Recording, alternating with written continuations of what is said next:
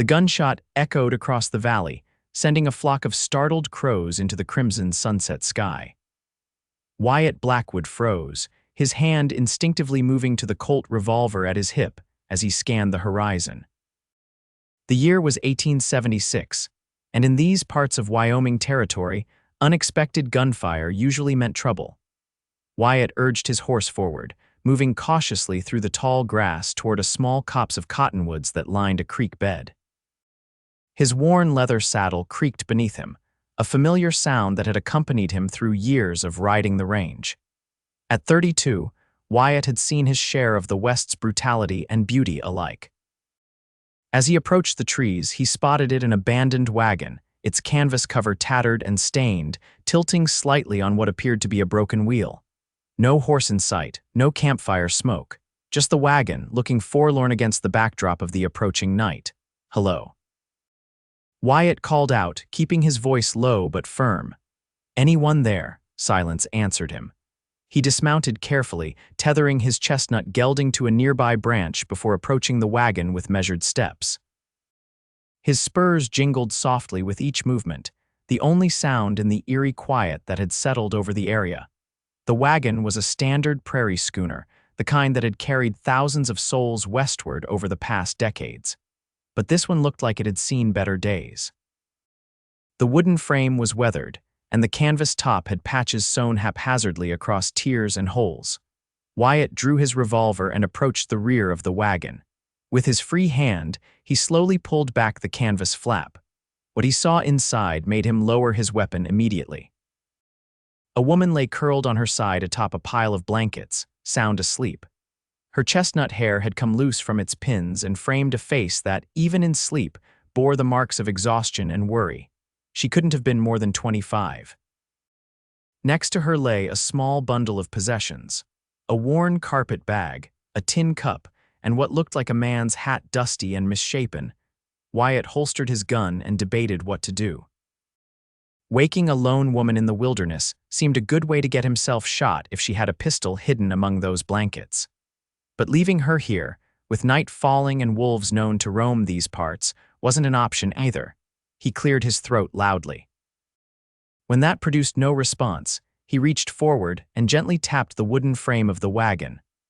The woman's eyes flew open, eyes the color of summer sage, and she scrambled backward with a gasp, reaching frantically for something beneath her blanket.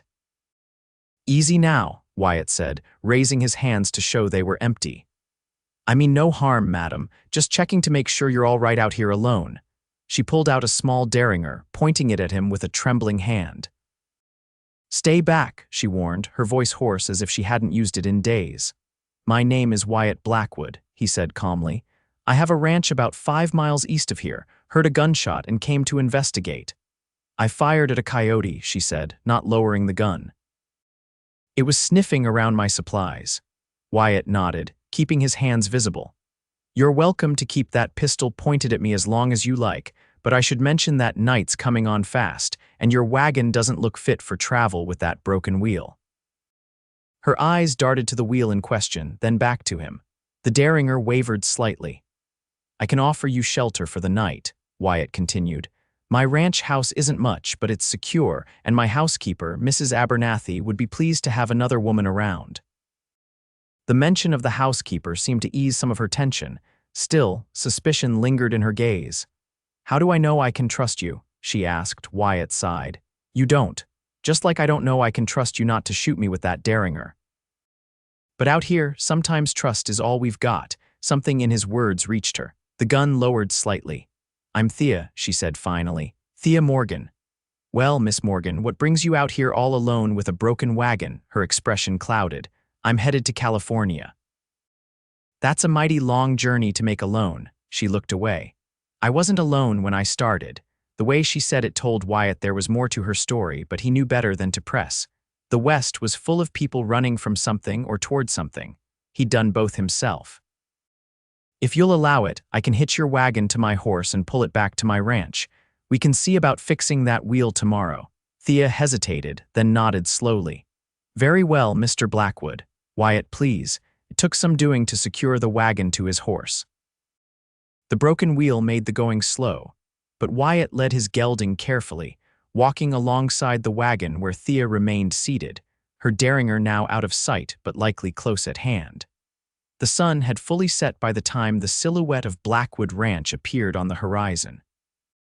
It wasn't the largest spread in the territory, but Wyatt had built it himself over 7 years of hard work.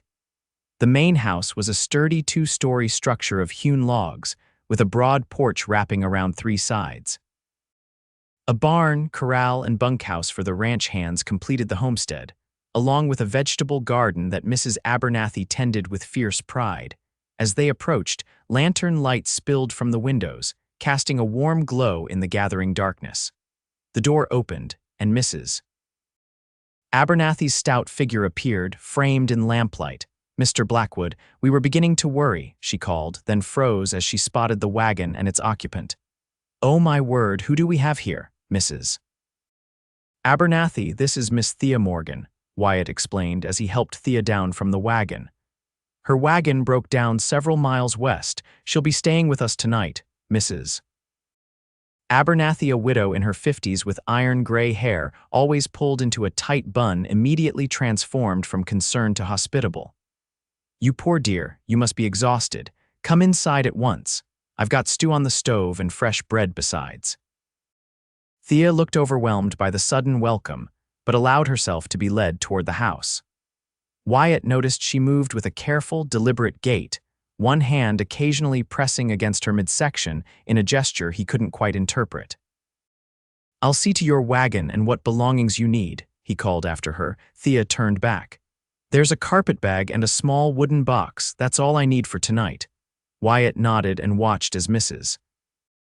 Abernathy ushered her inside, already chattering about hot water for washing up and whether the stew needed more salt.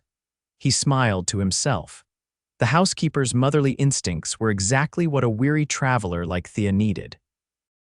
After retrieving Thea's items from the wagon, Wyatt handed his horse over to one of the ranch hands who had come to investigate the arrival, then carried the carpetbag and box inside. The main room of the ranch house was warm and inviting, with a stone fireplace dominating one wall and sturdy, handcrafted furniture arranged for conversation. Thea sat at the large oak dining table, a bowl of stew steaming before her. She had washed her face, and her hair was now neatly pinned back, revealing delicate features that beauty that hardship hadn't quite managed to dim.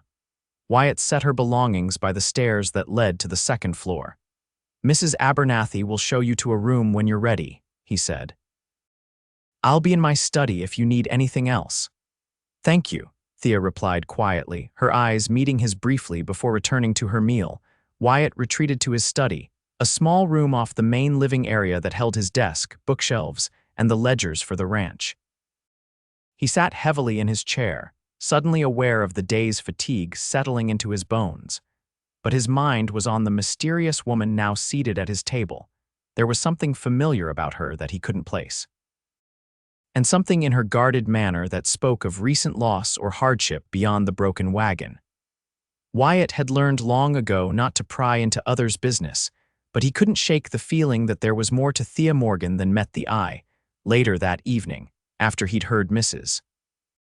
Abernathy show Thea to one of the guest rooms upstairs, Wyatt sat by the fire with a cup of coffee, reviewing the day's work in his mind. The ranch was doing well this year. His cattle were healthy, and the recent rains had ensured good grazing through the summer months.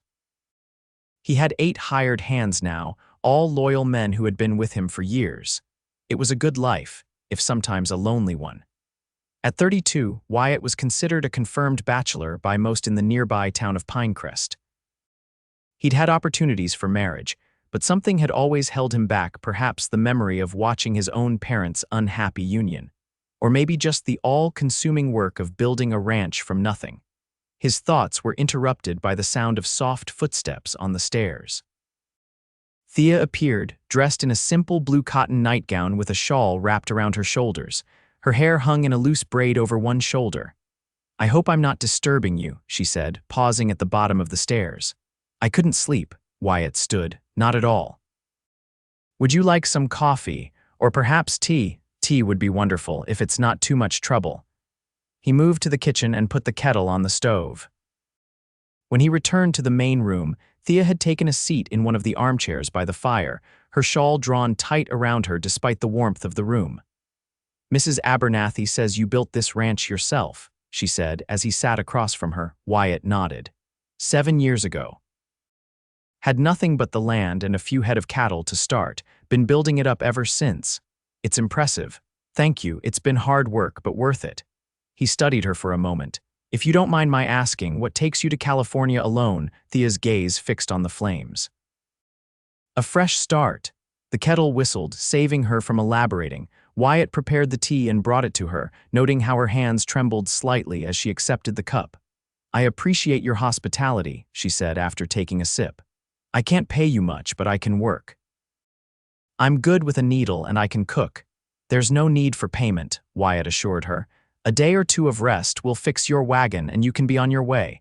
Something like relief crossed her features. "Thank you." They sat in companionable silence for a while, the crackle of the fire the only sound between them. Wyatt found himself studying her profile in the firelight, the straight nose, the determined set of her jaw, the way her eyelashes cast shadows on her cheeks when she looked down. "I should try to sleep," she said finally, setting aside her empty cup. "Thank you for the tea." "You're welcome, Miss Morgan." She stood, then suddenly swayed on her feet, one hand flying to her temple. Wyatt was at her side in an instant, steadying her with a hand on her elbow. "Are you all right?" Thea nodded, but her face had gone pale. "Just dizzy for a moment. I haven't been eating regularly on the trail." Wyatt frowned. "Mrs. Abernathy will fix that. She believes in 3 solid meals a day, whether you want them or not." That earned him a small smile. "She seems like a formidable woman." "That she is. Saved my life more than once with her cooking and her common sense." Thea started toward the stairs, then paused and turned back to him. "Mr. Blackwood, Wyatt, there's something I should tell you." The serious tone of her voice put him on alert. "What is it?" She took a deep breath. "I'm with child." The declaration hung in the air between them. Wyatt's eyes instinctively dropped to her midsection, now seeing what he hadn't noticed before, the slight swelling beneath the nightgown, carefully concealed by her shawl and posture. "I see," he said carefully, and the father, pain flashed across her face. "Dead 3 weeks ago, ambushed by robbers on the trail." Wyatt felt a surge of sympathy. "I'm sorry for your loss." Thea nodded, her composure brittle. "I thought you should know in case it changes your willingness to help me." "It doesn't," Wyatt assured her. "If anything, it makes it more important that you rest properly before continuing your journey." Relief softened her features. "Thank you. Good night, then." "Good night, Miss Morgan." Wyatt watched her climb the stairs, her movements careful and measured, before returning to his chair by the fire. A pregnant woman, alone on the frontier, her husband newly dead.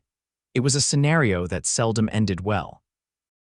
The West was hard enough on those with every advantage. For a woman in Thea's condition, it could be merciless. He resolved to speak with Mrs. Abernathy in the morning. The housekeeper had experience with such matters and would know better how to help Thea. For now, at least, she was safe under his roof. The morning brought clear skies and the promise of another hot summer day. Wyatt rose before dawn, as was his habit, and was surprised to find Thea already in the kitchen, helping Mrs. Abernathy prepare breakfast. "Good morning," he said, accepting the cup of coffee Mrs. Abernathy handed him. "You didn't need to help with breakfast." Thea, looking more rested than she had the previous evening, offered a small smile. "I wanted to. Mrs. Abernathy has been telling me about your ranch." "All good things, I hope," Wyatt said with a glance at his housekeeper. "Of course," Mrs. Abernathy replied, "though I did mention that fancy education of yours that you never talk about." Wyatt shifted uncomfortably. 2 years at a university back east hardly counts as a fancy education, Mrs. Abernathy. "More than most get out here," the older woman replied, turning back to the stove where bacon sizzled in a cast iron pan. "You were university educated?" Thea asked, genuine curiosity in her voice. Wyatt shrugged. "My father insisted, thought I'd follow him into law. But I was never suited for it. Always wanted open sky above me, not a courtroom ceiling. So you came west." "So I came west," he agreed. "Best decision I ever made, though my father disagreed until the day he died." Breakfast was a heartier affair than Wyatt was accustomed to with Mrs. Abernathy, seemingly determined to make up for all the meals Thea had missed on the trail. Afterward, Wyatt headed out to examine Thea's wagon more thoroughly in the daylight. The damage was worse than he'd initially thought. Not only was the wheel broken, but the axle had cracked as well. It would take several days to make the necessary repairs. When he returned to the house to deliver this news, he found Thea on the porch, darning a sock with quick, practiced stitches. "I'm afraid the news isn't good," he said, settling into the chair beside her. "The axle's cracked. I've sent one of my men to town for a new one, but it will take a few days to make the repairs." Thea's hands stilled for a moment. "I see. I appreciate you going to the trouble." "It's no trouble," Wyatt assured her. "In the meantime, you're welcome to stay here and rest." She nodded, resuming her work. "Thank you." They sat in comfortable silence for a while, the only sounds the creak of the porch rocker and the distant lowing of cattle. Wyatt found himself watching her hands as they moved nimbly with the needle and thread. "May I ask you something personal, Miss Morgan?" he said finally. Thea looked up, wariness returning to her expression. "You may ask, I may not answer." "Fair enough," Wyatt conceded. "What was your husband's name?" The question seemed to surprise her. After a moment she replied, "His name was Colin Morgan." Wyatt felt a jolt of recognition. Colin Morgan, tall fellow, dark hair, had a scar along his jawline. Thea's eyes widened. "You knew him. If it's the same Colin Morgan, then yes," Wyatt said, memories suddenly flooding back. "We rode together during the war, the tail end of it anyway. I was just a boy of 17 when I enlisted, and Colin took me under his wing, saved my hide more than once." Thea set her darning aside. "He never mentioned you." "It's been years," Wyatt acknowledged. "We lost touch after the war. Last I heard, he'd headed up to Montana Territory." "He was there for a time," Thea confirmed. "Mining, that's where we met. I was teaching at a small school." "A teacher," Wyatt said, the information fitting with her refined manner. "How long were you married?" 2 years this past April," Thea said, a shadow passing over her face. "We were happy. Colin had his heart set on California, said there were opportunities there for a man willing to work. We set out in May." Wyatt leaned forward, elbows on his knees. "You said robbers ambushed you." Thea nodded, her fingers twisting in her lap. 3 men. They came upon our camp just after dawn. Colin, he tried to reason with them, offered them what money we had, but they wanted the horses, the wagon, everything." Her voice grew strained. "When Colin resisted, one of them shot him. Right there in front of me." Wyatt's jaw tightened. "I'm truly sorry, Thea," she continued as if she hadn't heard him, the words pouring out now. "I screamed and that startled them. One of the horses broke free and bolted. While they were distracted, I grabbed Colin's revolver and fired. I hit one of them, I don't know how badly. They fled after that, taking only one of our horses." Wyatt was struck by her courage. Many women would have been too terrified to act in such circumstances. "I buried him there," Thea finished quietly, "by a stand of cottonwoods near a creek. I marked the spot as best I could. And then you continued on alone." She met his gaze steadily. "What choice did I have? Go back to what? My parents are dead and I have no siblings. Colin was my family." Wyatt understood then why she had been so determined to reach California. It wasn't just about a fresh start, it was about survival. A widow with a child on the way needed a place to settle, to build a life. "The child," he said gently. "How far along are you?" "Nearly 5 months," Thea replied, one hand moving unconsciously to her middle. "Colin was so excited when we found out. He was already making plans for the baby's future." The thought of his old friend, enthusiastic as always, planning for a child he would never meet, struck Wyatt like a physical blow. Colin Morgan had been full of life, always looking toward the horizon, convinced the next opportunity was just around the bend. That he had been cut down in his prime seemed a cruel twist of fate. "Colin was a good man," Wyatt said. "One of the best I've known." Thea's eyes shimmered with unshed tears. Yes, he was. An idea began to form in Wyatt's mind, one that surprised him with its clarity and rightness. "Thea, I want to make you a proposal." Her expression grew guarded. "What sort of proposal?" "Stay here," Wyatt said simply. "At least until after the baby is born. Wyoming Territory might not be California, but it's a good place to raise a child." The ranch is prospering and there's plenty of room. Thea stared at him, clearly taken aback. You barely know me. I knew Colin, Wyatt countered. And that's enough for me to know that his widow and child deserve a safe place to land. Consider it repayment for all the times he watched my back during the war. I couldn't impose. It's not an imposition, Wyatt interrupted gently. It's what friends do for each other. And Colin was my friend. Thea fell silent, her gaze drifting out to the open rangeland beyond the porch. Wyatt could almost see her weighing her options, considering the long and dangerous journey still ahead versus the security being offered. I need time to think, she said finally. Wyatt nodded. Of course, the offer stands regardless of when you decide. He rose from his chair, knowing she needed space to consider his words. I'll be in the north pasture most of the day if you need me. Mrs. Abernathy will see to anything you require. As he stepped off the porch, Thea called after him. Wyatt, he turned back. Yes, thank you, she said simply, for understanding. Wyatt tipped his hat to her and headed toward the barn where his foreman, Jake Miller, waited with reports on the cattle herd. But his mind remained on the porch with Thea Morgan and the unborn child of his long-lost friend. The days passed slowly in the heat of summer. True to Wyatt's prediction, repairing Thea's wagon took longer than expected. The new axle had to be specially made, and then a spell of heavy rain delayed its installation. But Thea didn't seem to mind the wait. She settled into life at Blackwood Ranch with surprising ease, helping Mrs. Abernathy with the household chores and even teaching the youngest ranch hand, a boy of 16 named Tommy, to read during the evening hours. Wyatt would often find himself watching her from across the room, struck by the natural grace with which she moved through his home, as if she had always belonged there. Her pregnancy became more evident as the days turned into weeks. Her face filled out as regular meals restored her health, and her middle swelled more noticeably beneath her dresses. Mrs. Abernathy fussed over her, insisting she rest in the afternoons and preparing special teas meant to strengthen mother and child. Wyatt found himself becoming increasingly protective of Thea. He made sure she had everything she needed, from extra pillows to books from his small library. When she mentioned missing fresh fruit, he rode all the way to Pinecrest to purchase peaches from a merchant who had them shipped in from the east. You're spoiling her, Mrs. Abernathy remarked one evening as Wyatt returned from town with a bolt of soft flannel for baby clothes. She deserves to be spoiled a little, Wyatt replied, unwilling to examine too closely the warmth he felt when Thea smiled her thanks for his thoughtfulness. 1 month after her arrival, Thea finally made her decision.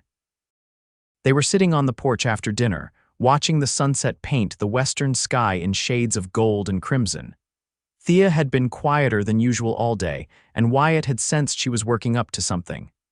I've decided to stay, she said abruptly, her hands resting on her rounded belly. At least until after the baby comes. Wyatt felt a surge of relief. I'm glad to hear it, but I want to earn my keep, Thea continued firmly. Mrs. Abernathy mentioned that you've been without a proper bookkeeper since spring. I have experience with accounts from helping my father in his store as a girl, and later from managing the school's modest funds. I could take over the ledgers for you. Wyatt considered this. It was true that the ranch's books were in disarray. He had little patience for the detailed work of accounting, and the last man he'd hired for the job had proven unreliable. If that's what you want, the position is yours, he agreed. Though I warn you, my system of record-keeping is hardly systematic. That earned him a genuine laugh, a sound he realized he hadn't heard from her before. I suspected as much when Mrs. Abernathy said you keep receipts in your hat. Only sometimes, Wyatt protested with mock indignation. They shared a smile, and for a moment, the air between them seemed charged with something new, a possibility neither was ready to acknowledge.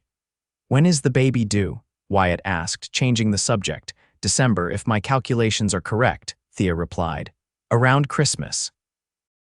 A Christmas baby, Wyatt mused. That seems fitting somehow. Thea's expression grew pensive. Colin always loved Christmas. He said it was the one time of year when people remembered to be kind to one another. That sounds like him, Wyatt agreed. He used to give away half his rations to other soldiers during the war, even when he was hungry himself. Tell me more, Thea said softly. About Colin during the war, he rarely spoke of it. Wyatt leaned back in his chair, memories flooding back. He was the bravest man in our unit, but not in the reckless way some were. He was brave because he cared about the mission, about his fellow soldiers. He could have been an officer easily, but he refused promotions. Said he couldn't give orders that might send men to their deaths. Thea listened intently as Wyatt shared stories of their time together, how Colin had once carried a wounded soldier 3 miles to a field hospital, how he'd been able to calm even the most skittish horses, how he'd kept up morale with his terrible jokes and unfailing optimism. I wish you could have known him then, Wyatt concluded, though I suppose the man you married was much the same. He was, Thea agreed, her eyes bright with unshed tears.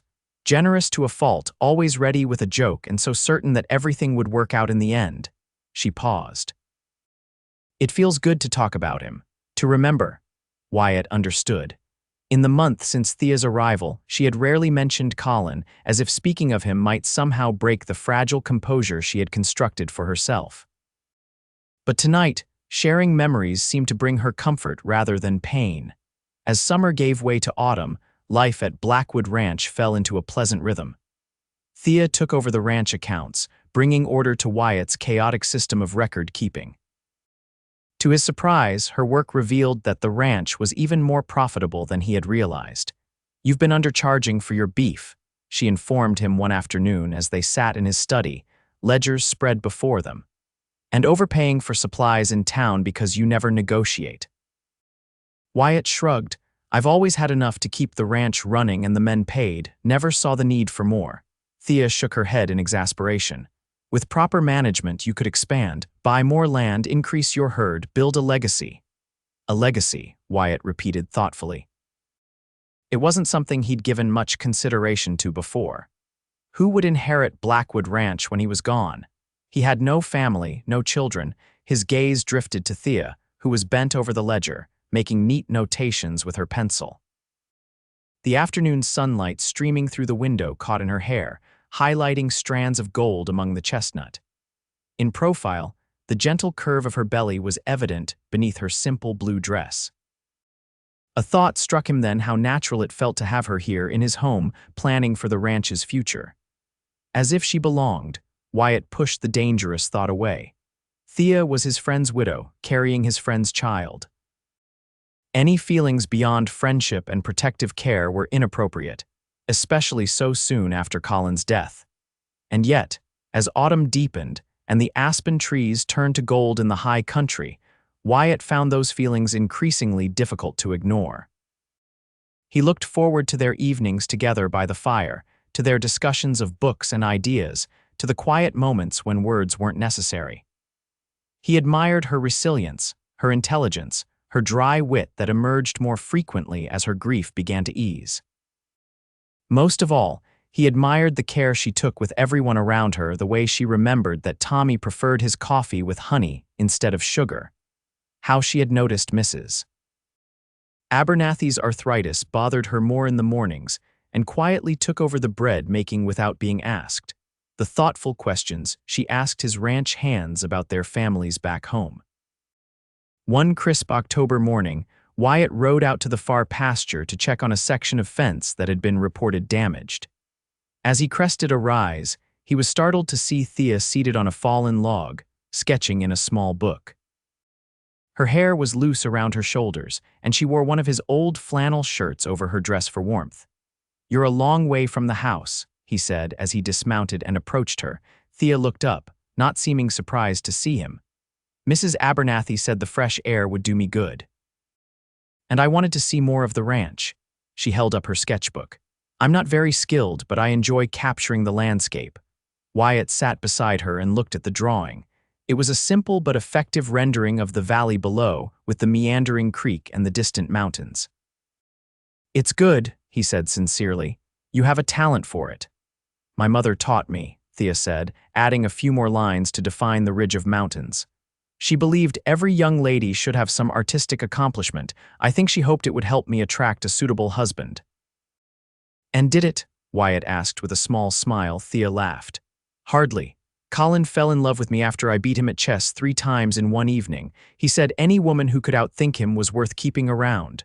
Smart man, Wyatt observed. They sat in companionable silence for a while, watching an eagle circle lazily overhead. The air was cool but not cold, carrying the scent of pine and the first hint of approaching winter. I've been thinking, Thea said finally, closing her sketchbook, about what happens after the baby comes. Wyatt felt a tightness in his chest. And California seems very far away now, she said slowly, and while I'm sure it's lovely, I've grown fond of Wyoming. She glanced at him. Of Blackwood Ranch, hope flared in Wyatt's heart, but he kept his voice measured. Are you saying you might stay? If the offer still stands, Thea replied. Though I would insist on continuing to work for my keep, perhaps I could teach again when the baby is old enough. There are families nearby with children who could benefit from education. The offer absolutely still stands, Wyatt assured her. And you can do whatever makes you happy, whether that's teaching, keeping the books, or simply raising your child in peace. Thea's expression softened. You're a good man, Wyatt Blackwood. Colin would be glad to know I found my way to you. The mention of Colin sobered Wyatt. Would his friend truly approve of how things were developing between Wyatt and his widow? Or would he see it as a betrayal, as if reading his thoughts? Thea added, he would want me to be safe, to be happy, and he always spoke highly of the friends he made during the war. Said they were men of honor. I hope I've lived up to that assessment, Wyatt said. Thea's hand found his, a brief, gentle touch. You have more than you know. The ride back to the ranch was quiet, each lost in their own thoughts. But something had shifted between them, an acknowledgement of feelings that had been growing despite their initial determination to keep their relationship strictly proper. That evening, as they sat by the fire after dinner, Wyatt finally asked the question that had been on his mind since learning of Colin's death. What happened to the men who ambushed you? Did you ever learn who they were? Thea's hands stilled in her lap. No, they wore bandanas over their faces. But one of them had a distinctive voice, very deep, with a slight accent I couldn't place, and another had a gold front tooth that caught the sunlight when he smiled. Her voice hardened. He was smiling when he shot Colin. Wyatt's jaw tightened. If I ever come across men fitting that description, I'll make sure justice is done. Justice, Thea echoed hollowly. What does that even mean out here? There's no law to speak of, no real consequences for men who decide to take what isn't theirs. There's still right and wrong, Wyatt said firmly, and men who understand the difference. Thea studied him for a long moment. You truly believe that, don't you, despite everything you must have seen? I have to, Wyatt replied simply. Otherwise, what are we building out here? Just another place where the strong prey on the weak. His words seemed to comfort her. Colin believed that too. It's why he tried to reason with them, even when they had guns drawn. He believed people could choose better if given the chance. And it got him killed, Wyatt said softly. Thea nodded, tears filling her eyes. Yes, but I can't help thinking that if more men chose as he did, as you do, perhaps his way wouldn't seem so foolish after all. Wyatt had no answer for that. Instead, he reached across the space between their chairs and took her hand in his. This time, neither of them pulled away. November brought the first snow to the high country. The ranch hands worked diligently to prepare for winter, mending buildings, stocking firewood, and ensuring the cattle had access to feed and unfrozen water. Thea, now in her 8th month of pregnancy, remained active but was careful not to overexert herself. Mrs. Abernathy had taken to teaching her the arts of midwifery, drawing on knowledge passed down through generations of women in her family. Though Wyatt had arranged for the doctor from Pinecrest to attend the birth when the time came, both women knew that winter weather might make travel impossible, and they needed to be prepared. The baby has dropped, Mrs. Abernathy announced one morning at breakfast, eyeing Thea critically. Won't be long now, I'd say. Thea nodded, one hand resting on her belly. I've been feeling different these past few days, more pressure. Wyatt tried to hide his concern. The birth was still weeks away according to Thea's calculations. Should I ride for the doctor now, just in case? No need to fret yet, Mrs. Abernathy assured him. First babies often seem like they're coming early, but then take their time. Just keep the path to town clear of snow and we'll send for the doctor when it's truly time. Despite these reassurances, Wyatt found himself growing increasingly anxious as the days passed. He checked and rechecked the route to town, made sure a horse was always ready for the journey, and even prepared the spare bedroom nearest to Thea's as a birthing room, following Mrs. Abernathy's instructions for what would be needed. His concern wasn't lost on Thea. One evening, as they sat in what had become their customary places by the fire, she addressed it directly.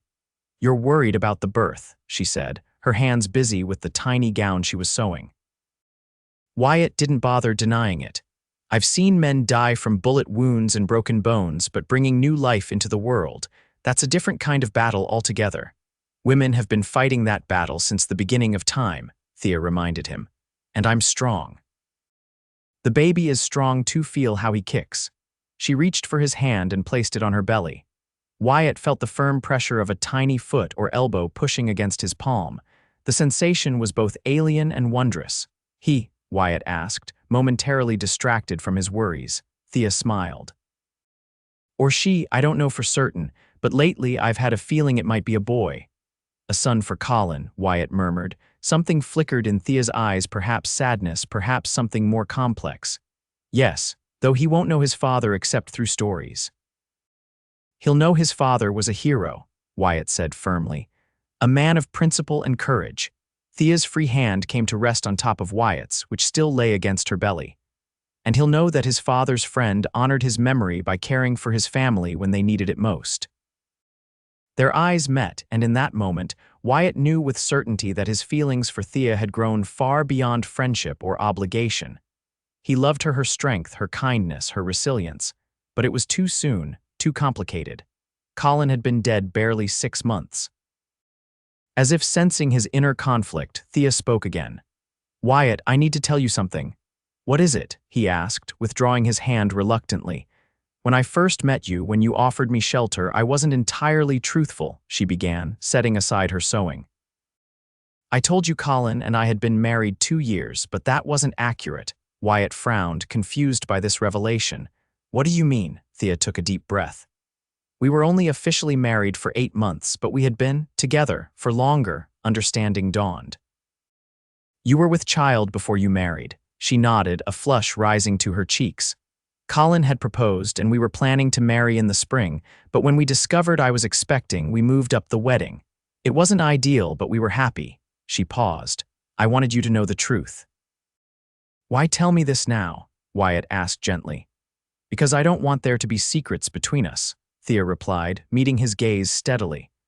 "And because I want you to understand that, while I loved Colin deeply, our relationship wasn't the perfect romance I might have led you to believe. We were real people, making our way as best we could, sometimes making mistakes." Wyatt considered her words. "I appreciate your honesty, Thea, but it doesn't change how I see you or Colin." Relief softened her features. "Thank you for that." The first significant snowfall of the season came 2 weeks later, blanketing the ranch in white. Wyatt woke before dawn to check on the livestock, tramping through knee-deep snow to reach the barn. The world was eerily quiet, the snow dampening all sound except for the crunch of his boots. When he returned to the house, stomping snow from his boots on the porch, he was surprised to find Thea already awake and in the kitchen preparing coffee. "You're up early," he remarked, hanging his coat by the door. "Couldn't sleep," she replied, one hand pressed against her lower back. "The baby was restless all night." Wyatt frowned, noticing the strain in her voice. "Are you feeling all right? Just some discomfort," Thea assured him. "Mrs. Abernathy says it's normal at this stage." But as the day progressed, it became clear that what Thea was experiencing was more than normal discomfort.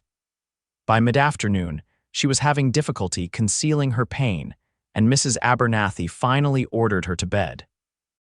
"It's starting," the housekeeper informed Wyatt quietly as she bustled past him with fresh linens. "Earlier than we expected, but the baby has its own schedule." Wyatt felt a surge of panic. "Should I ride for the doctor?" Mrs. Abernathy glanced out the window at the heavily falling snow. "In this, you'd likely freeze before you reach town. No, we'll manage. I've delivered babies before." "What can I do?" Wyatt asked, desperate to be useful. Keep water boiling and stay out of the way, the housekeeper replied bluntly. And perhaps pray a little if you're so inclined. The hours that followed were among the longest of Wyatt's life. He paced the main room, listening to the muffled sounds from upstairs, Mrs. Abernathy's calm instructions, Thea's occasional cries of pain. He kept the fire blazing and the kettles full of hot water, carrying them upstairs when summoned and then retreating as ordered. As darkness fell, the labor intensified. Thea's cries became more frequent, more agonized. Wyatt found himself at the bottom of the stairs, gripping the banister so tightly his knuckles turned white. "Please," he whispered, though to whom he wasn't certain. "Please let them be all right." The ranch hands had gathered in the bunkhouse, aware of what was happening in the main house. Tommy appeared at the door just after midnight, his young face concerned. "Any news, boss?" he asked hesitantly. Wyatt shook his head.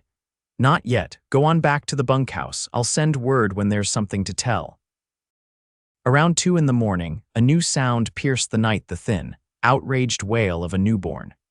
Wyatt's heart leaped. He took the stairs 2 at a time, stopping outside the closed door of Thea's room.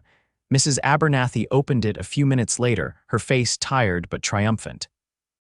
"A fine, healthy boy," she announced. "Small but strong, lunged as you can hear." "And Thea?" Wyatt asked urgently. "Exhausted but well," the housekeeper assured him. "She's asking for you." Wyatt entered the room cautiously. Thea lay propped against pillows, her face pale and drawn but radiant with a joy he had never seen before. In her arms was a small bundle wrapped in one of the soft flannel blankets he had purchased in town. "Wyatt," she said softly, "come meet Colin's son." He approached the bed, suddenly uncertain. Thea shifted the blanket, revealing a tiny face with a shock of dark hair, Colin's hair.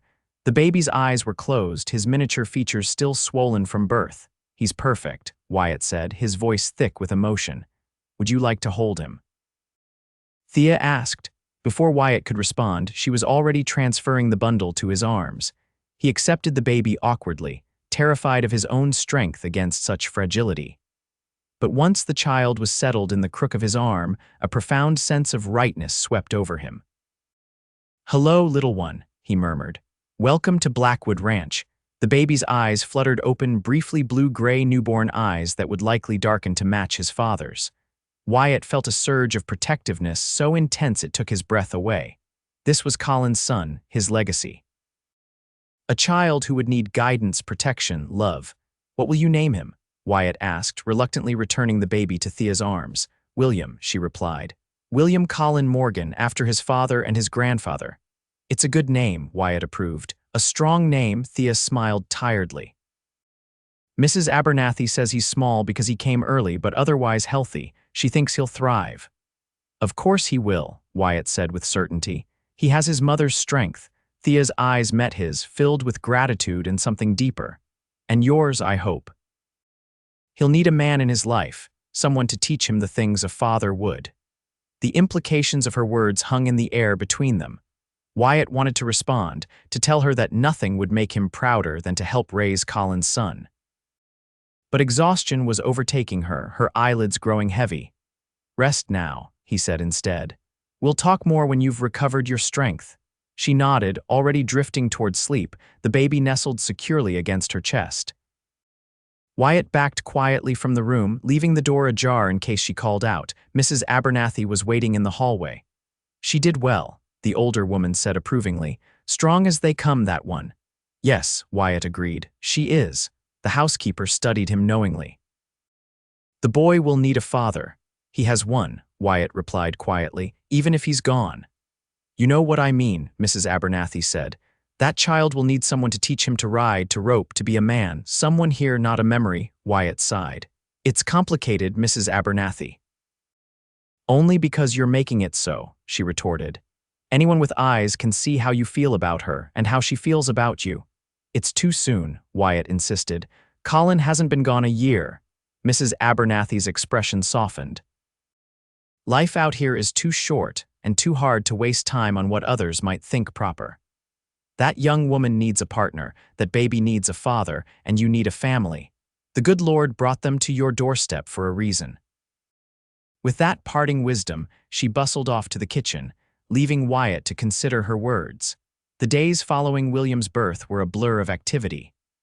Despite the snow, word spread quickly about the new arrival at Blackwood Ranch. Neighboring ranchers' wives appeared bearing gifts and food, eager to see the baby and offer advice to the new mother. Thea recovered quickly, though Mrs. Abernathy insisted she stay in bed for a full week. Wyatt found excuses to visit throughout the day, bringing her books, meals, or simply news from around the ranch. Each time, he would spend a few minutes holding William, marveling at how quickly the baby seemed to change and grow. "You're a natural," Thea observed one afternoon as Wyatt paced the room with William cradled against his shoulder, the baby fast asleep. "Have you had much experience with infants?" Wyatt shook his head. "None at all, but he makes it easy." "For you, perhaps," Thea said with a tired smile. "He seems to know when I'm trying to sleep and chooses exactly that moment to demand attention." "That's because he's smart," Wyatt replied. "Takes after his mother." The compliment brought a blush to Thea's cheeks, and his father. Colin was clever with numbers, could calculate figures in his head faster than most men could with pencil and paper. "I remember," Wyatt said. "He always won at cards because he could count them all." They shared a smile, the memory of Colin a bond between them rather than a barrier. It was becoming easier to speak of him, to honor his memory without drowning in grief. By Christmas, Thea was fully recovered and had resumed her duties around the ranch, though now with William either in her arms or sleeping nearby in the cradle Wyatt had built. The holiday brought a brief respite from the winter's isolation, with a small gathering of ranch hands and neighbors in the main house. Mrs.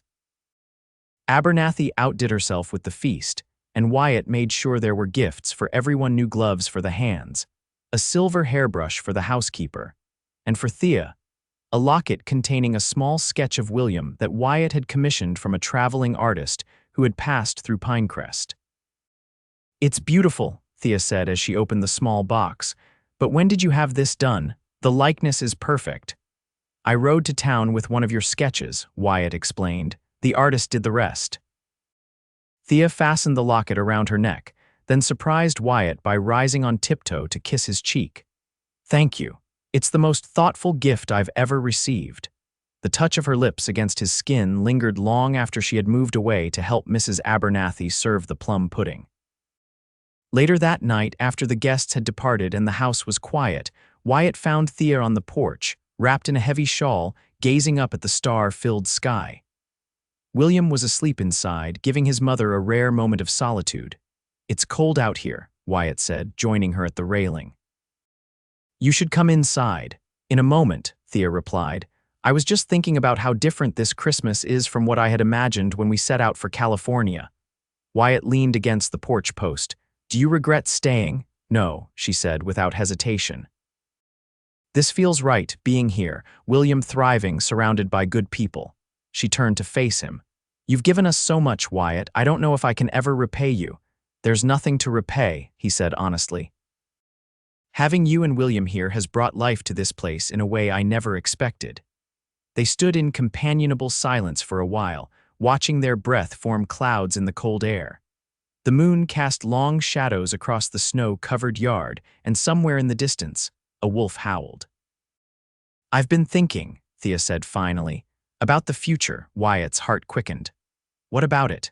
"William will need his own identity as he grows," she said carefully.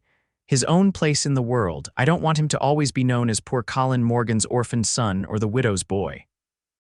"He won't be," Wyatt assured her. "He'll be William Morgan, a fine young man in his own right." Thea turned to face him fully. What if he could be William Blackwood instead? The question hung in the frigid air between them. Wyatt stared at her, hardly daring to believe he had understood correctly. "Thea," he began, his voice rough with emotion. "Are you saying what I think you're saying?" "I'm saying that I've grown to care for you deeply," she replied, her cheeks flushed with more than just the cold. "And I believe you care for us too. William needs a father, not just someone to teach him things, but someone to love him as his own, and she faltered. "I find myself wanting a partner, a husband, someone to share my life with."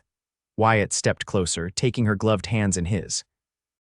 "You're sure?" It hasn't even been a year since Colin. I loved Colin, Thea interrupted gently.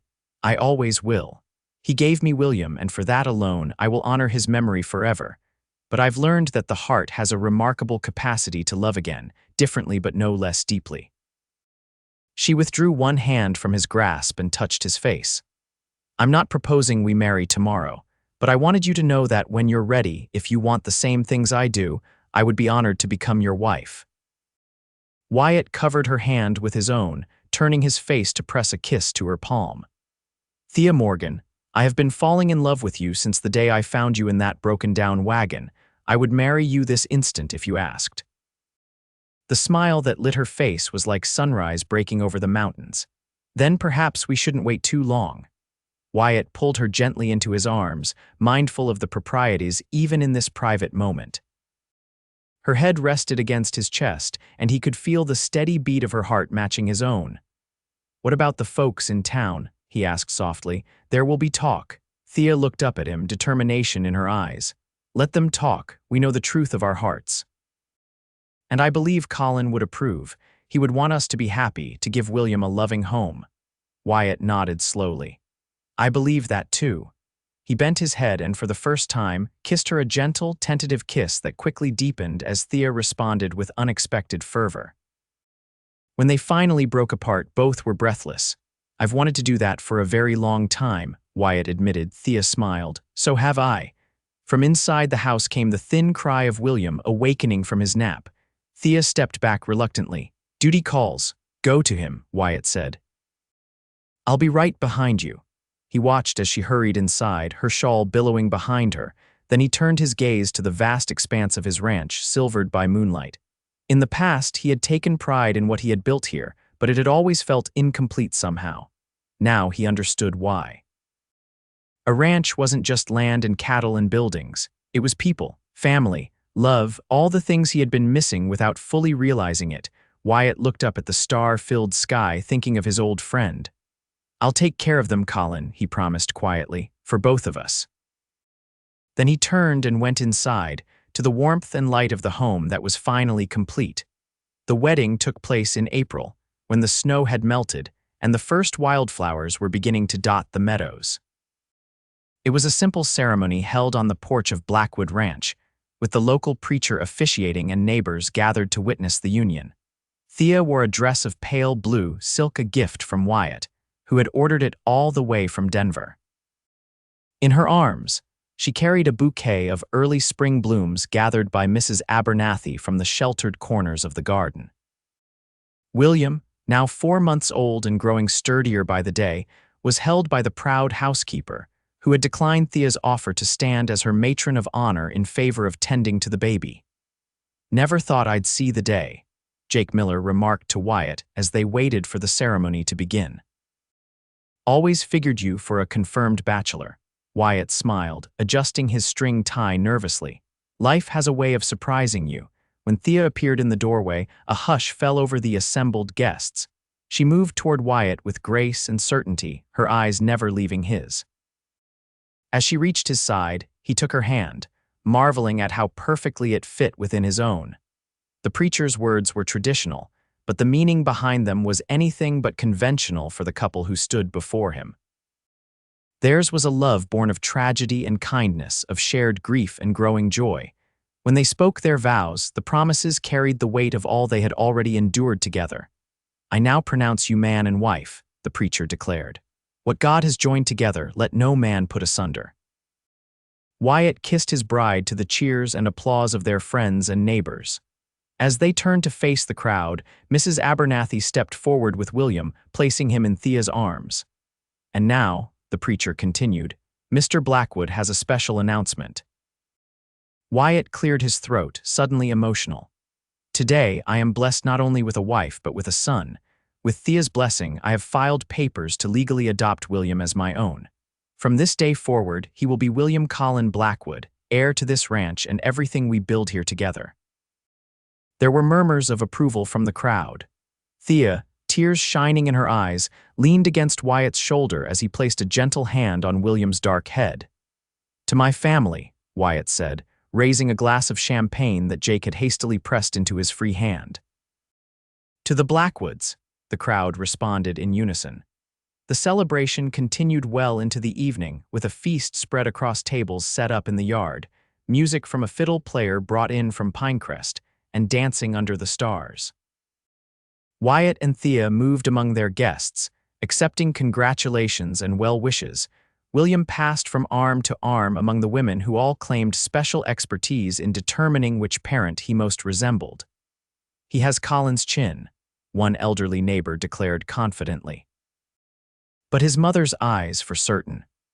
Wyatt exchanged a glance with Thea, both understanding that William's true parentage would remain known to those closest to them, but that, in the eyes of the law and the community, he was now a Blackwood. As the evening wore on, Wyatt found a moment alone with his new wife, drawing her away from the festivities to the quiet corner of the porch where they had first acknowledged their feelings for each other. "Are you happy, Mrs. Blackwood?" he asked, his arms encircling her waist. Thea looked up at him, her face glowing in the lantern light. "Happier than I ever thought possible again," she answered honestly, "though part of me still feels guilty for finding such joy when Colin is gone." "I understand," Wyatt said. "I feel it too. But I believe he would want this for you, for us." "I know he would," Thea agreed. "He always said life was for living, not regretting." She touched the locket around her neck, the one containing William's likeness, which she had worn as her something old for the wedding. "And through William, he lives on." Wyatt nodded, then smiled as a new thought struck him. "You know, it occurs to me that, in a way, Colin is responsible for bringing us together. If you hadn't been carrying his child, you might never have stayed." "True," Thea acknowledged. "Though I like to think we might have found each other anyway, somehow." "Perhaps," Wyatt agreed, "but I'm grateful for how it happened, even with all the sorrow along the way. Every step led us here to this moment." From the yard came the sound of William's cry, rising above the music and conversation. Thea laughed. "And that particular step is calling for his mother." "Our son," Wyatt corrected gently. "Shall we go to him together?" Thea nodded, taking his hand. "Together." As they rejoined the celebration, Wyatt felt a sense of completeness he had never known before. The ranch, which had once been merely his livelihood, had become the foundation for something far more precious: a family, a legacy, a future filled with possibilities. And somewhere, he was certain, Colin Morgan was smiling in approval. 5 years passed, bringing changes to Blackwood Ranch. The cattle operation expanded, with new grazing lands purchased to the north and east. The main house gained a new wing, providing rooms for the growing family. For William had been joined by a sister, Elizabeth Rose, born 2 years after Wyatt and Thea's wedding, and then by another brother, James, who arrived just months before William's 5th birthday. William thrived under the love and guidance of his parents.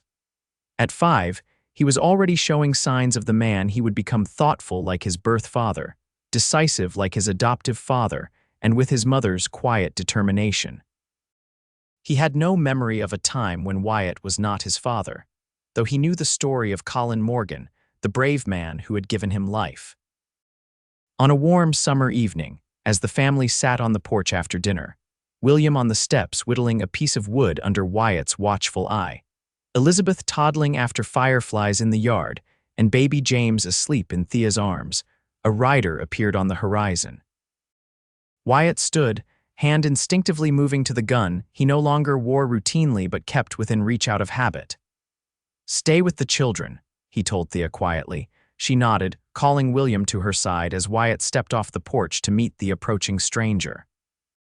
The rider was a rough-looking man, dusty from the trail, with a hard face partially obscured by several days' growth of beard.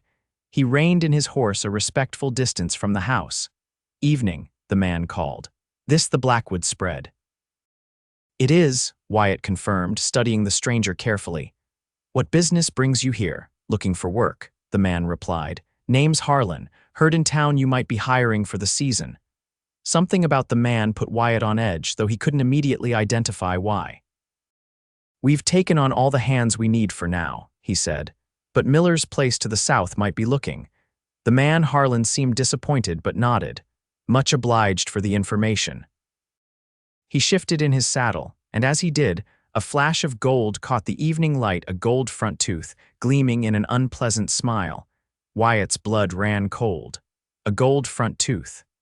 One of the details Thea had mentioned about the men who had killed Colin. "Before you go," Wyatt said casually, "where are you from Harlan?" "Here and there," the man replied vaguely. "Been working my way north from New Mexico territory." "That's a long journey," Wyatt observed. "Must have seen some interesting country along the way." Harlan shrugged. "Some. Mostly just dust and more dust." His voice was deep, with an accent Wyatt couldn't quite place, perhaps southern or from somewhere along the border. A deep voice with an unusual accent. The second detail Thea had mentioned, Wyatt's mind raced. It could be coincidence, of course. Gold teeth weren't uncommon, and neither were deep voices. But the combination, along with the man's hard eyes and the way he kept glancing toward the house, where Thea sat with the children, set every instinct on alert. "Well, good luck to you," Wyatt said, keeping his tone neutral. The trail to Miller's place follows the creek south for about 3 miles, then cuts east at the big cottonwood.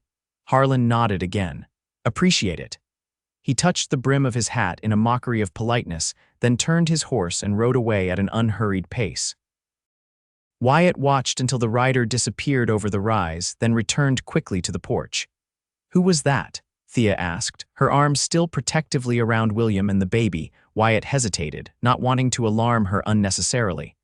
"Just a drifter looking for work. I sent him on to Miller's." But Thea knew him too well. "What is it, Wyatt? Something about that man troubled you." After ensuring that William was occupied with his whittling again and out of earshot, Wyatt sat beside his wife.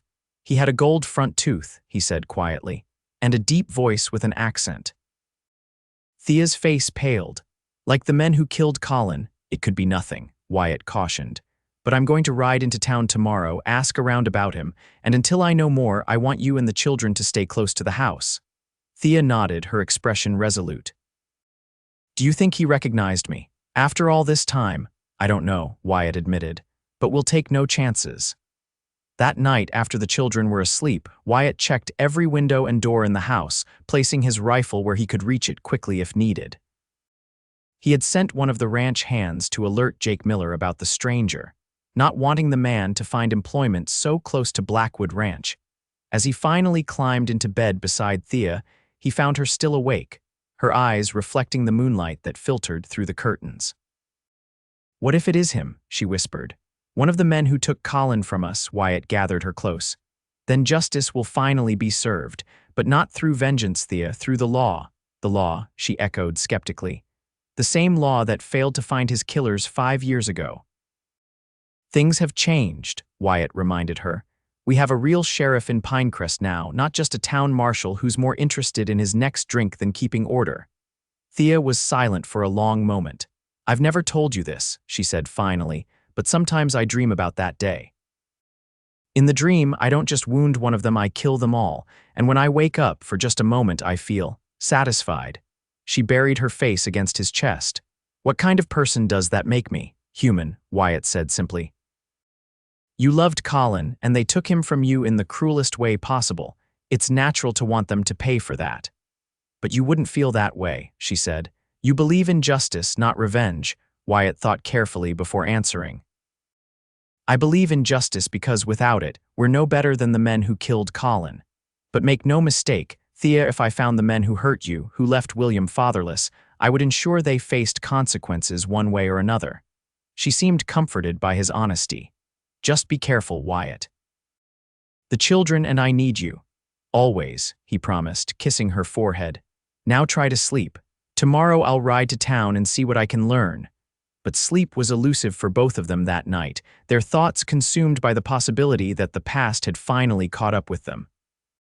The next morning, Wyatt rode to Pinecrest alone, leaving 2 of his most trusted hands at the ranch with instructions to keep watch. The town had grown considerably in the 5 years since Thea had first arrived at Blackwood Ranch.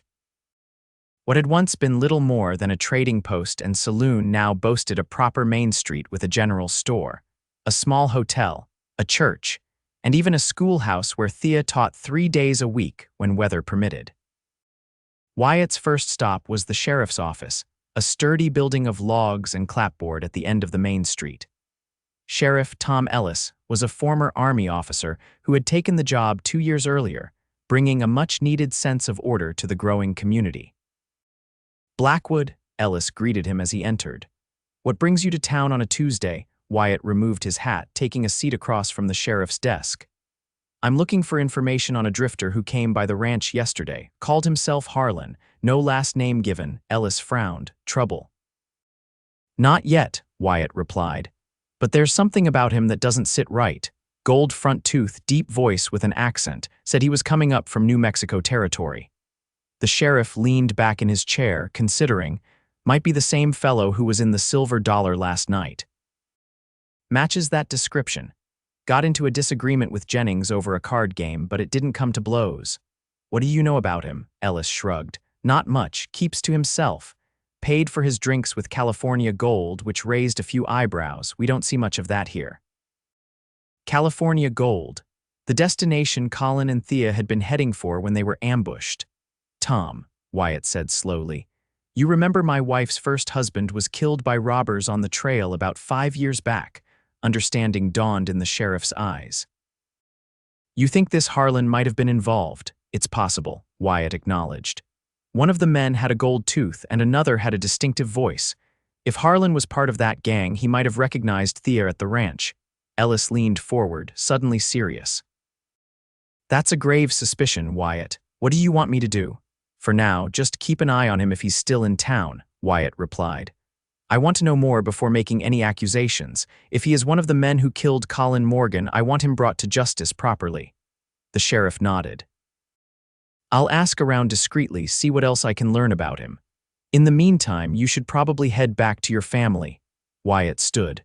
"I will, after I check with a few people in town. If Harlan is still here, I'd rather not cross paths with him." "Last I saw, he was still sleeping it off at the hotel," Ellis assured him. "But watch yourself, Wyatt. If he is what you suspect, he's dangerous." Wyatt's next stop was the general store, where the proprietor, Henry Wilson, greeted him warmly. Wilson was a fount of local information, as most shopkeepers tended to be. "That fellow with the gold tooth," Wilson repeated when Wyatt casually inquired. "Oh yes, he was in yesterday, buying tobacco and ammunition. Paid with a small nugget of gold, which I thought odd.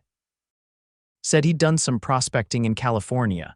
"Did he mention where he was headed?" Wyatt asked. Wilson thought for a moment.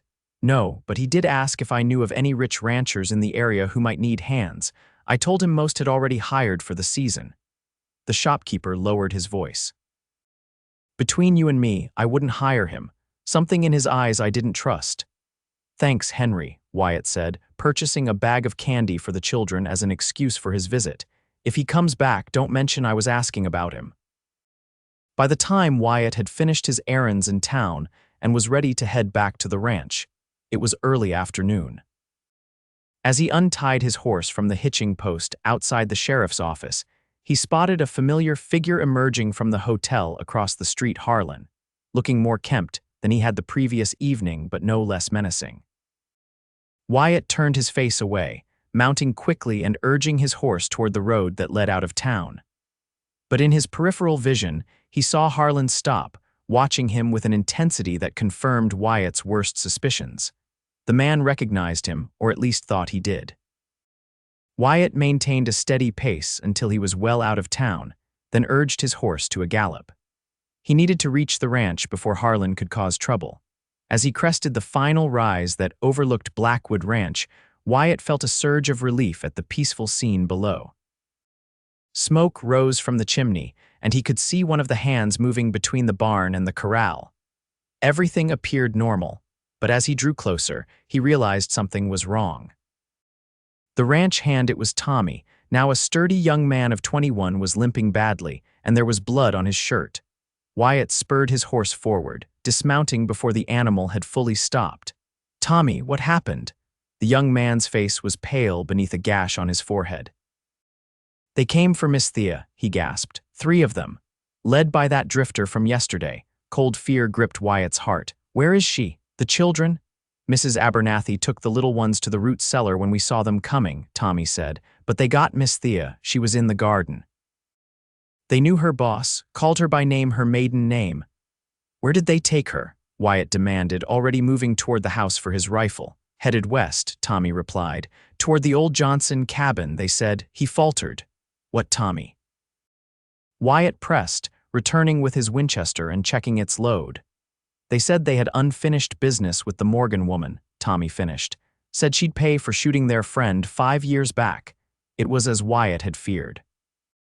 These were the men who had killed Colin come back to eliminate the only witness to their crime.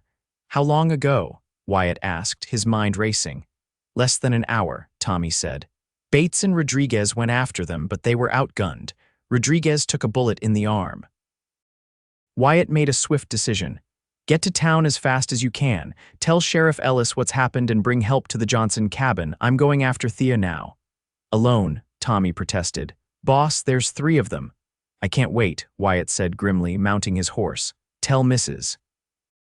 Abernathy to stay with the children in the root cellar until this is over. No matter what.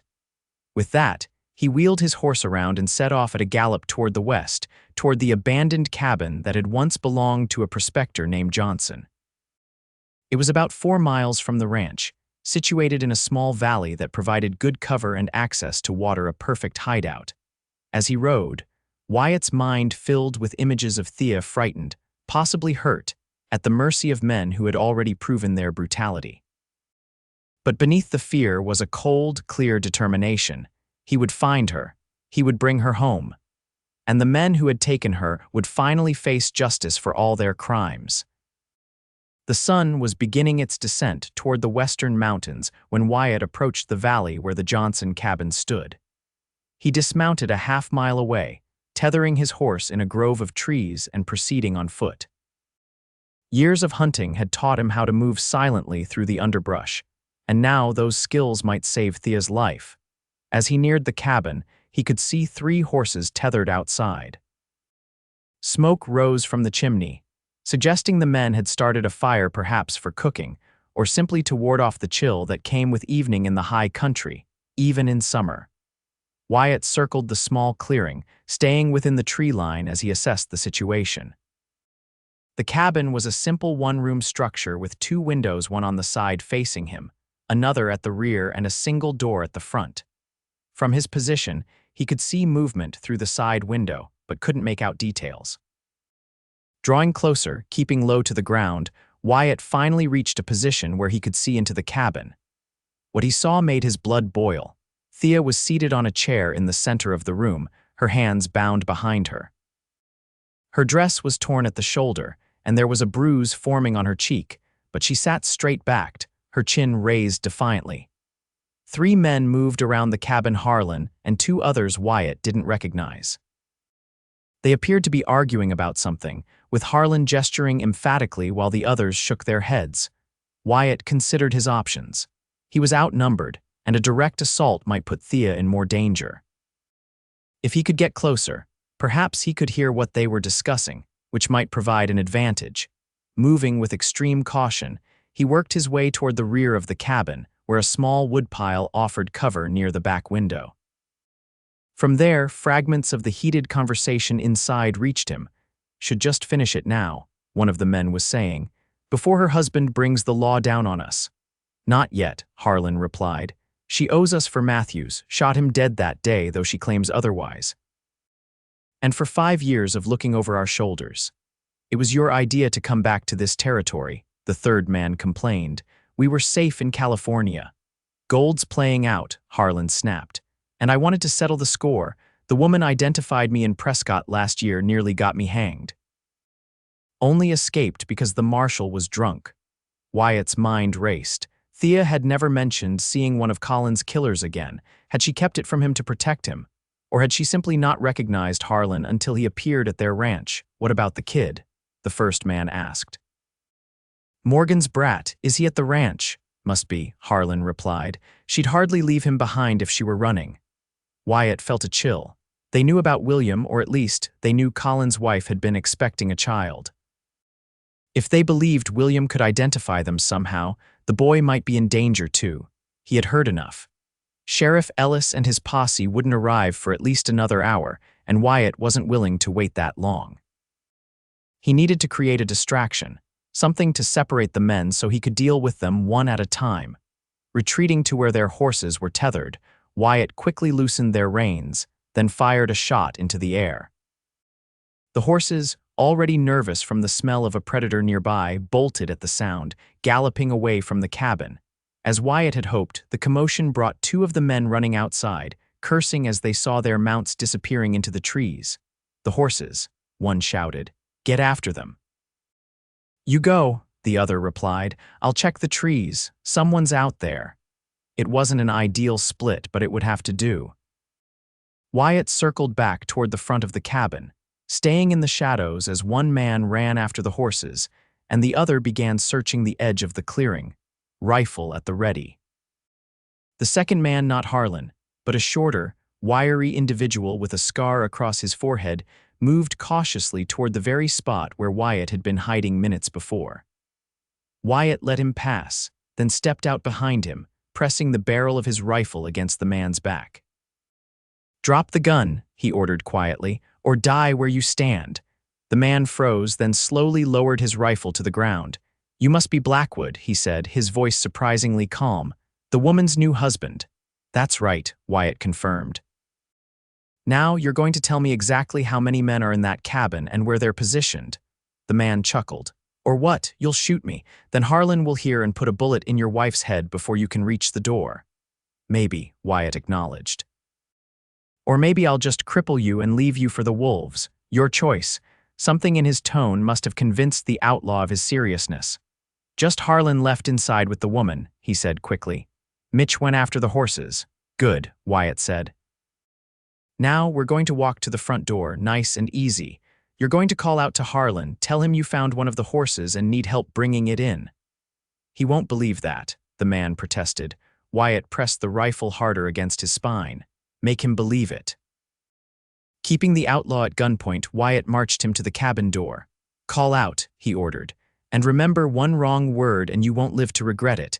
The man swallowed hard. "Harlan," he shouted. "Got one of the horses, need a hand here." There was a pause, then Harlan's voice came from inside. "Bring it around back, I'm busy." "Can't," the outlaw replied, following Wyatt's whispered instructions. "It's spooked, needs two of us." Another pause, longer this time, then footsteps approached the door. "This better not be a waste of my time, Dawson," Harlan growled as the door swung open. His eyes widened as he took in the scene, his companion at gunpoint, Wyatt Blackwood's cold gaze over the barrel of a Winchester. "Back inside," Wyatt ordered, slowly. Harlan raised his hands, stepping backward into the cabin. Wyatt followed, keeping both men in his sights as he entered. Thea's eyes filled with relief and fear as she saw him. "Wyatt, the children, they're safe," he assured her. "Mrs. Abernathy has them in the root cellar." Harlan's gaze darted between them, calculating. Well, the grieving widow didn't waste much time finding a replacement for poor Morgan, did she?" "Shut up," Wyatt said coldly. "You two, over against that wall, hands where I can see them."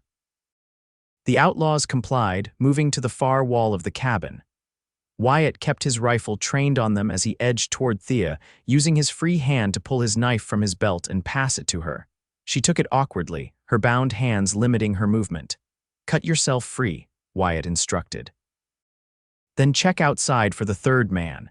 Thea worked the knife against her bonds, sawing through the rope that held her wrists. As she did, Harlan spoke again, his tone conversational. "She never told you about Prescott, did she?" he said to Wyatt. "About seeing me there last year and running straight to the marshal." Wyatt's expression remained impassive, but Thea's sharp intake of breath confirmed Harlan's words. "I was there on business," she said defensively. "I recognized him in the street and reported it, as any law-abiding citizen would." "Business," Harlan sneered. "Is that what you call it? Tracking us down one by one?" Wyatt's eyes narrowed. "What is he talking about, Thea?" She had freed her hands now and was rubbing her wrists, her expression a mixture of defiance and shame. "I may have made inquiries about the men who killed Colin when I traveled to teach at the territorial education meeting last year." "You never mentioned it," Wyatt said, keeping his voice neutral despite his surprise. "Because I knew you would disapprove," Thea replied. "You believe in leaving justice to the law, but the law failed Colin, failed us." Harlan laughed. "Listen to her." The proper school teacher with vengeance in her heart. She's hunted us as surely as we've hunted her.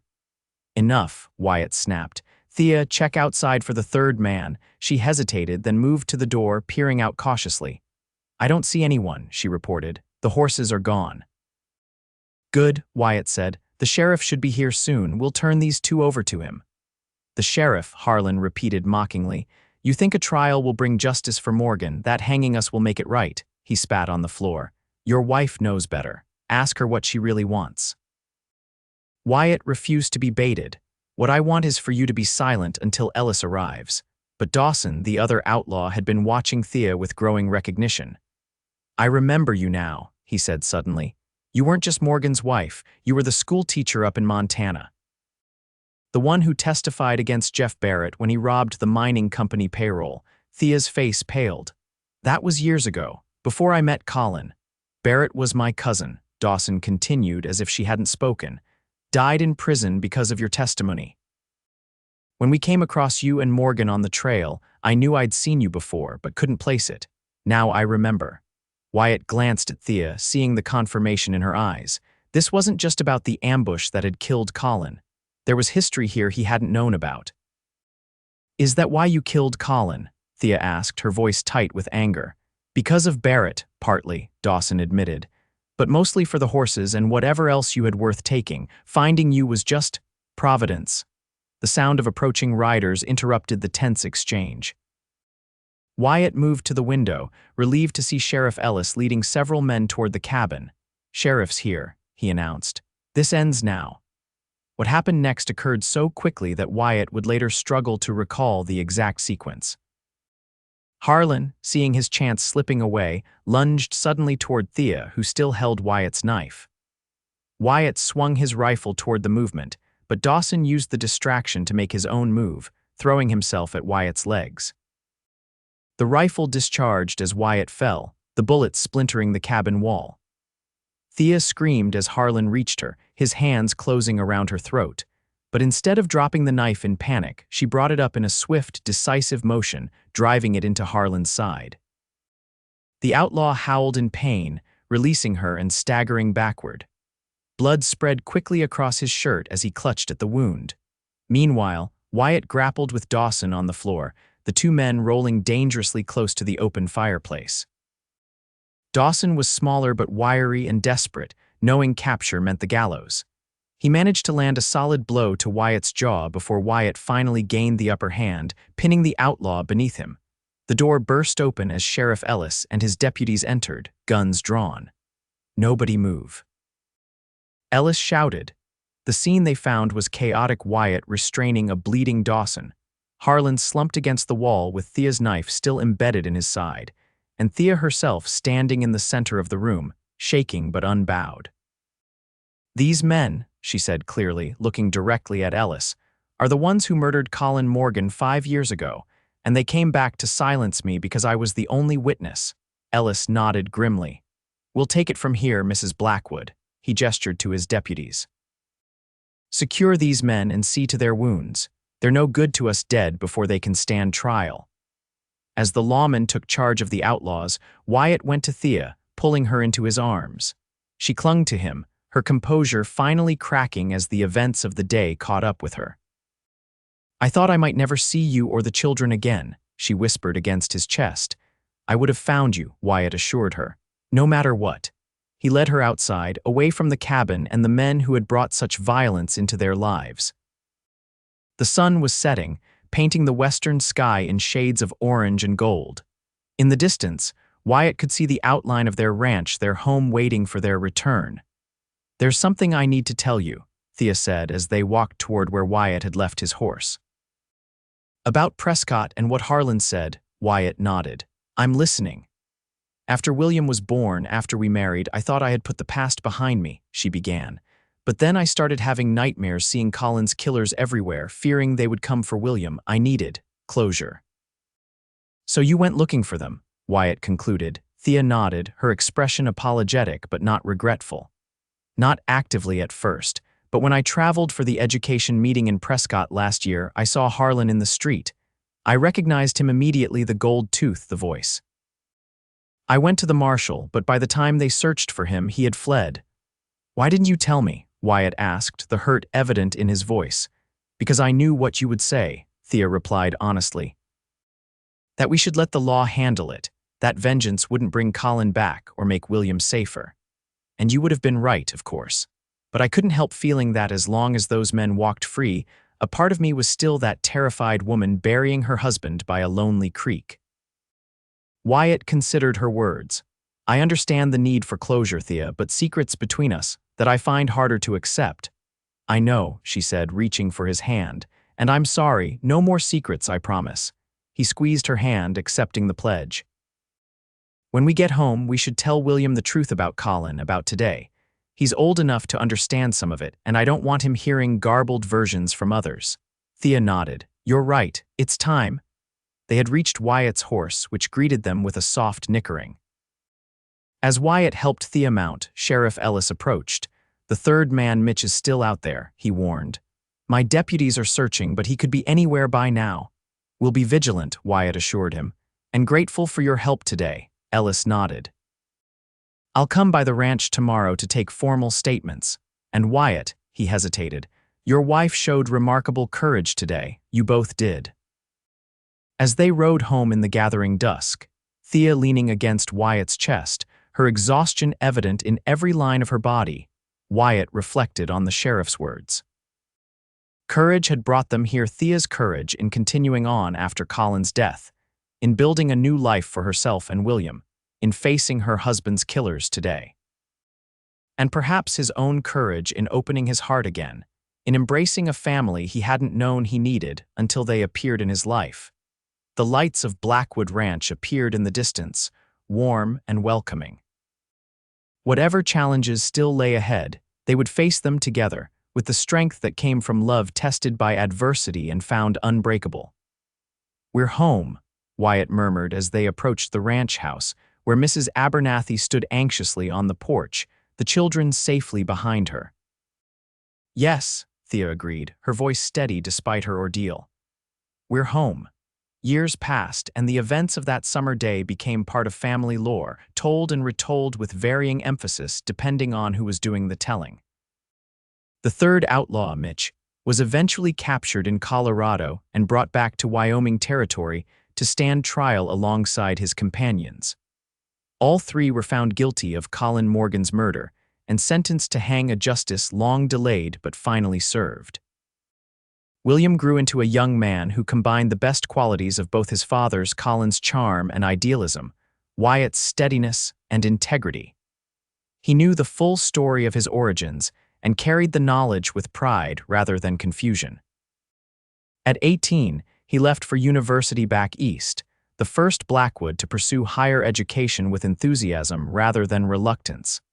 Elizabeth and James thrived as well, each finding their own paths as they matured. Elizabeth showed a talent for medicine and eventually trained as a nurse, while James took to ranching with natural ability, working alongside Wyatt from the time he could sit a horse. The ranch prospered under Wyatt and Thea's stewardship, expanding into one of the largest and most respected operations in the territory. Thea continued teaching for many years, eventually helping to establish a proper school in Pinecrest, where she served as headmistress until her retirement.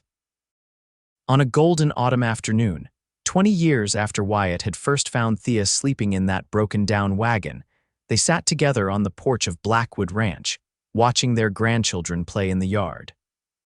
William had married a year earlier and brought his bride to live in a new house built on the ranch property. Their first child, a daughter, was due in the spring. "What are you thinking about?" Thea asked, noting the contemplative expression on her husband's face. Wyatt smiled, taking her hand, a gesture that had become as natural as breathing over their years together. "I was thinking about fate, or providence, or whatever name you want to give to the forces that bring people together." "Ah," Thea said, understanding. "You're getting philosophical in your old age. 52 is hardly old," Wyatt protested with mock indignation. "Ancient," Thea teased, though at 45 the years had been kind to her as well. Silver threaded through her chestnut hair, and laugh lines marked the corners of her eyes, but she remained as beautiful to Wyatt as she had been that first evening by the fire. "I was just thinking," he continued, "about all the circumstances that had to align for us to be here now. If Colin hadn't befriended me during the war, if you hadn't been carrying William when tragedy struck, if I hadn't heard that gunshot and investigated." He shook his head in wonder. So many chances for our paths never to have crossed. "But they did cross," Thea said simply, "and here we are." Wyatt nodded, his gaze drifting to the horizon where the sun was beginning its descent. "Here we are." They sat in companionable silence, watching the day fade into evening, secure in the knowledge that what they had built together, a family, a legacy, a love that had overcome tragedy and time, would endure long after they were gone. And somewhere, perhaps, Colin Morgan looked down on the family that had grown from his legacy and was content with what he saw. The wheel of fate had turned in unexpected ways, bringing sorrow and joy, loss and redemption. But through it all, Wyatt and Thea had faced life's challenges together, finding in each other the strength to overcome the past and embrace the future with hope and love. And in the end, that was all anyone could ask of life: the chance to love and be loved, to build something meaningful, and to face each new day with courage and faith in the journey ahead.